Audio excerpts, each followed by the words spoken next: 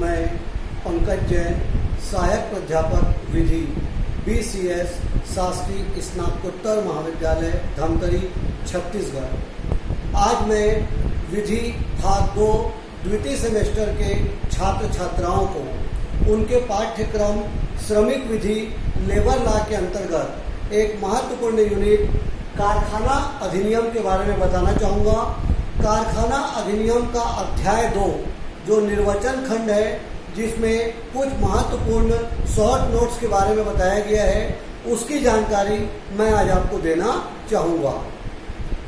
सर्वप्रथम धारा 2 में बहुत सारे शॉर्ट नोट्स दिए गए हैं निर्वचन खंड के अंतर्गत, आपको मैं बताने का प्रयास करूँगा। व्यस्क एडल्ट। व्यस्क का मतलब होता है वह व्यक्ति जिसने अपनी उम्र का 18 वर्ष पूर्ण कर लिया है। अतः 18 वर्ष की आयु के व्यक्ति व्यस्क की परिभाषा में आते हैं। व्यस्क में स्त्री और पुरुष में किसी भी प्रकार का भेदभाव नहीं किया गया है, चाहे स्त्री हो चाहे पुरुष। यदि उसने अपनी उम्र का 18 वर्ष पूर्ण कर लिया है तो वो व्यस्क माना जाएगा। उसके बाद है तरुण। तरुण वह व्यक्ति है जिसने अपनी उम्र का 15 वर्ष तो पूरा कर लिया है, किंतु अभी 18 वर्ष की आयु पूर्ण नहीं की है। अतः 15 वर्ष से लेकर 18 वर्ष तक की आयु के व्यक्ति तरुण की परिभाषा में आते हैं। कैलेंडर वर्ष, कैलेंडर ईयर मतलब 12 महीने की अवधि। 12 महीने की अवधि को ही हम कैलेंडर वर्ष की संज्ञा देते हैं, जो 1 जनवरी से प्रारंभ होती है और 31 दिसंबर को समाप्त होती है। इस प्रकार 1 जनवरी से लेकर 31 दिसंबर तक की अवधि अर्थात 12 महीने की अवधि ही कैलेंडर वर्ष कहलाती है। इसके बाद है सक्षम व्यक्ति। सक्षम व्यक्ति वह व्यक्ति होता है जो मुख्य निरीक्षक द्वारा मान्यता प्राप्त होता है।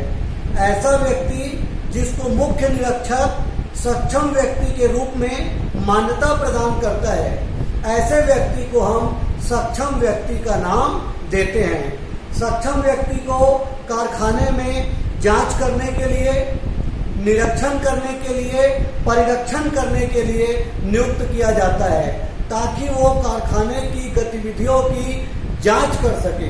अतः ऐसा व्यक्ति चाहे एक व्यक्ति भी हो सकता है, चाहे एक से अधिक व्यक्ति भी हो सकता है, या कोई संस्था भी सक्षम व्यक्ति हो सकती है।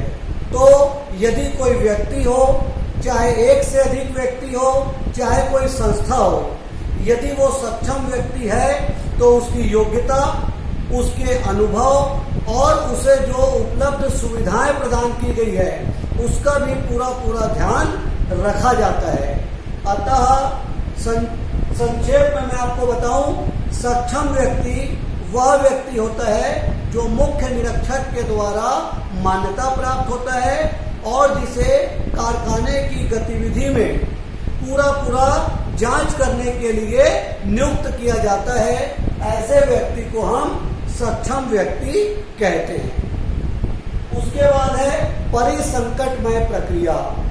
परिसंकटमय प्रक्रिया वह प्रक्रिया है जिसका वर्णन प्रथम अनुसूची में किया गया है, अर्थात जिसे प्रथम अनुसूची में परिसंकटमय प्रक्रिया के रूप में वर्णित किया गया है। जब यदि सावधानी न रखी जाए तो यदि कोई कच्चा माल या ऐसा माल जो तैयार हो गया है या उत्पादन सामग्री जो कि पहला वहाँ काम करने वाले कर्मचारी के स्वास्थ्य पर जो बुरा असर डालती है, और दूसरा जिससे पर्यावरण प्रदूषित होता है, इसी को हम परिसंकटमय प्रक्रिया कहते हैं। अर्थात यदि सावधानी न रखी जाए तो ऐसी प्रक्रिया जिससे कर्मचारी के स्वास्थ्य में कोई प्रभाव पड़ता हो या पर्यावरण प्रदूषित होता हो, तो ऐसी प्रक्रिया को परिसंकटमय प्रक्रिया कहा जाता है।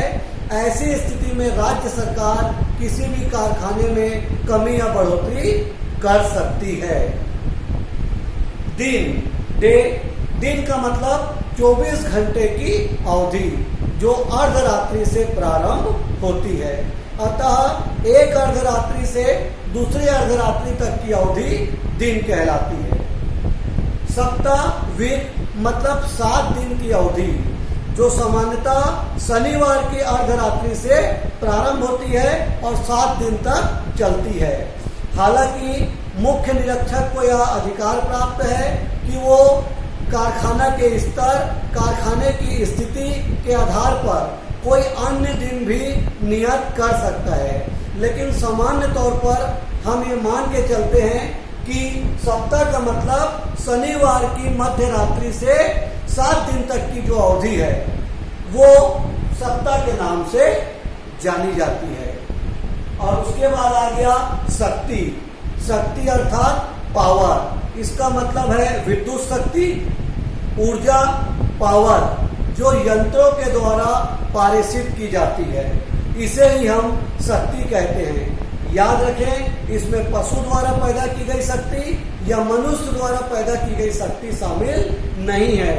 वही शक्ति शामिल है जो यंत्रों के द्वारा, विद्युत के द्वारा पैदा की जाती है या यंत्रों द्वारा पारित की जाती है।